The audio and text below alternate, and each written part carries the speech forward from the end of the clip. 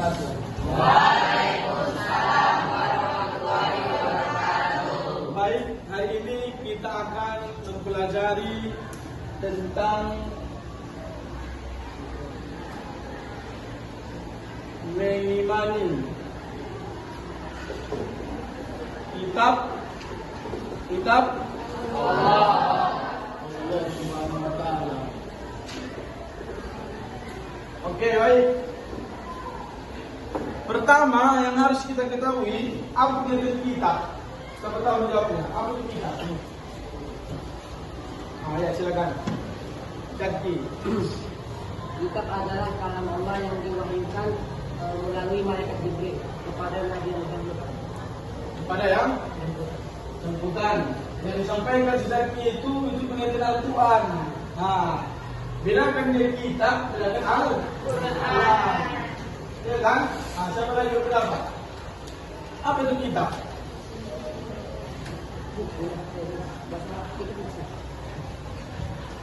Kitab itu adalah buku. Nah, itu ya. Maka ini akan kita bahas nanti 4 kitab. Satu kitab Taurat,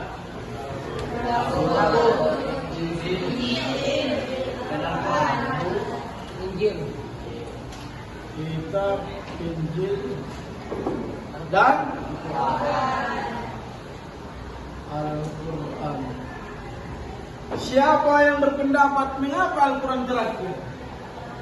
Mengapa Al-Quran pertama? Silakan. karena Al-Quran itu penyempurna dari kitab sendiri. Ya, oke. Maka Al-Quran ini penyempurna. Baik. Kalau penyempurna kitab Al-Quran, pertanyaan berikutnya, apakah isi dari Taurat, Zabur, Injil ada dalam Al-Quran? Ada. Oke. Contoh, di Taurat ini ada isinya tentang mengisahkan Allah Subhanahu wa taala. Apakah ada di Al-Quran? Ada. Quran surah apa itu? Alif Lam. Oke, bagus. Kitab Taurat ini diturunkan kepada Nabi Musa alaihissalam. Zabur Daud alaihissalam. Injil alaihissalam. Dan terakhir Al-Quran Sallallahu alaihi wasallam. Baik. Dari 4 kitab ini, ya kan? Maka kitab terakhir di akhir zaman diturunkan berupa warisan namanya Al-Quran. Itu terdiri berapa juz? Berapa surah? Berapa ayat? Berapa?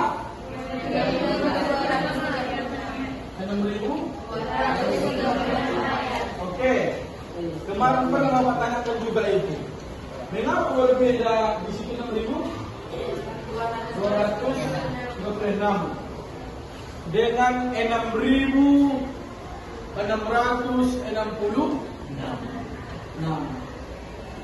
Pernah muncul di pertanyaan? Apa jawabannya kemarin? Karena ini itu salah satu perbedaan pendapat ulama, ya kan? Karena ini mayoritas. Itu benar dan salah juga, benar. Tapi ini mayoritas ulama. Kalau ada soal, ini jawabannya. Ini bukan berarti salah tidak, ini minoritas. Tahu minoritas kan? Sedikit sekali. Oke. Al-Quran ini apa isinya? Ya, satu apa? Tiga. 2 ibadah. 3 4 5.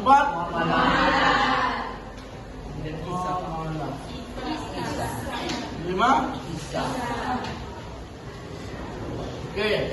Satu akidah, apa akidah? Keimanan, keyakinan, ya kan? Akidah kita harus kuat. Maka akidah umat Islam Tuhan dalam dia. Ada negara-negara nanti iming-iming merubah akidah kita. Itu akan menyebabkan kudusnya keyakinan agamanya. Ibadah. Apa ibadah? Apa contoh ibadah? Salat. Quran. Apa lagi? Apa perbedaan ibadah dengan amal? Karena di tekol ini kalau dulu kan, semoga amal ibadahnya diterima. Apa perbedaan ibadah dengan amal? Itu beda. Bukannya kalau ibadah itu sebentar sholat, puasa, zakat, umroh, haji. Kalau amal, Ada bilang yang gambarkan dari ibadah. hah? Contohnya sedekah, menolong orang, apa lagi? Itu amal, amal kebaikan, amal soleh. Apakah senyum kepada saudara kita amal? Ibadah? Ibadah itu amal. Nah, senyum itu kan sedekah. Sedekah itu masuk mana? Amal. Berarti kalau senyum amal. Ya, Pak. Ibadah. Nah, di situ kadang orang bingung mana ibadah mana amal, kan gitu kan? Nah, kalau ibadah itu memang dia sudah wajib sholat, puasa, zakat, umroh, haji. Di luar itu amal namanya itu, menolong orang, itu amal namanya itu. Nah, itu dia. Yang ketiga isi Al-Quran apa? Akhlak dibagi tiga lagi. Akhlak kepada manusia, iya kan? Akhlak kepada Allah, Tuhan kan? Baru akhlak kepada apa namanya? Alam semesta. Alam semesta. Alam semesta itu termasuk dalam rumah. Itu Tuhan. Jangan gara-gara dia benda mati, kau pindah-pindah sepatimu. Jangan gara-gara dia benda mati, kau silam. Harus ada akhlak kita kepada alam semesta. Baru akhlak kepada manusia. Inilah akhlak kita. Maka kalau ada orang bandel juga ada akhlak kedaikan. Akhlak kepada manusia harus tahu akhlak. Baru ke berikutnya akhlak kepada Allah. Itu mana buktinya? Laksanakan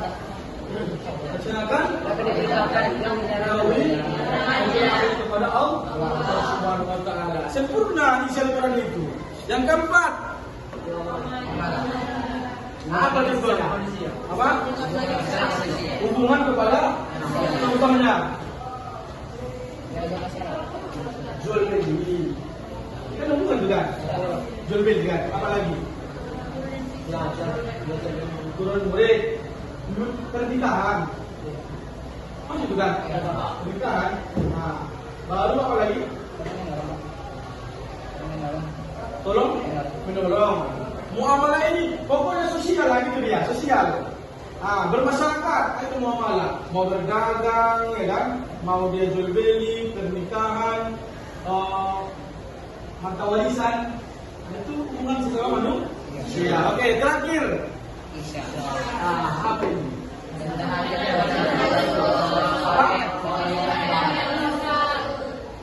Sejarah ini penting. Siapa tahu menjelaskan apa fungsi sejarah? Khusus sejarah Islam. Apa fungsinya? Apa membantu zaman kita? Ya, terulang lagi kesalahan di masa lalu. Supaya Tidak terulang kesalahan di masa lalu. tidak mengulang kesalahan masa lalu ini. Kemudian kita terapkan kebaikan-kebaikan dari sejarah itu. Ambil yang positif yang dari sejarah itu. Oke. Ambil dulu satu contoh sejarah yang baik. Coba apa? Dalam sejarah Islam. Apa yang kita ambil hikmah kebaikannya? Iya, sejarah Islam. Baik Nabi, baik sahabat, tabiin, bebas. Para ulama sebutkan contohnya apa yang perlu kita petik hikmahnya.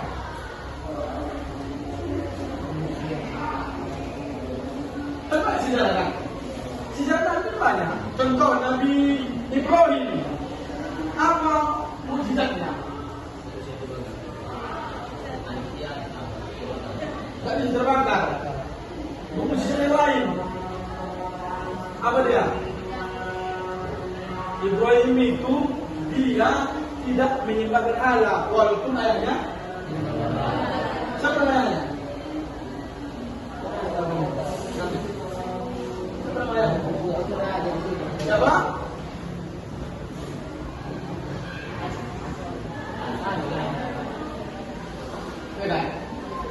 Tidak hanya sekedar menyembah berhala, menyembah. Iya kan? Karena itunya akibatnya dia dibakar kan? Iya kan? Nah, maka dari Ibrahim itu kita mengambil kisah bahwa jangan menyembah. Kita perlu sejarah kan? Nah, apa lagi sejarah lain? Apa? Apa? Nabi Nuh apa sejarahnya? Yang baik. Nah, ya. Biarpun orang tak percaya sama kita tidak melakukan apa yang kita percaya. Nabi apa tadi itu? Nabi Nuh. Dibuatnya kapal besar. Ya kan? Walaupun orang-orang gila. Ya kan? Ada kisah buruk di situ. Siapa itu? Sitan Adam. Mengapa anaknya? Disuruh dan sayangnya kita amal, tapi dia tidak mau. Maka termasuk neraka. Maka kisah Nabi Nuh kita jangan termasuk ada neraka. Oke. Dari isi semua Al-Quran ini sangat sempurna, maka wajar Islam itu dikatakan agama yang sangat mulia. Maka kita bangga dalam menjadi agama Islam. Ditakdirkan kita menjadi agama Islam supaya kita nanti bisa yaitu masuk surga Allah Subhanahu wa taala. Maka dalam hidup ini siapa yang mau selamat hidupnya amalkan agama. Ya, nah di agama itu semua lengkap. Nah, makanya ada nama lain Al-Quran. Apa nama lainnya? Lihat. Al-Huda, Al-Khilafah. Al-Huda apa? Sebagai petunjuk jalan umat. Petunjuk. Baru pembeda. Penawar.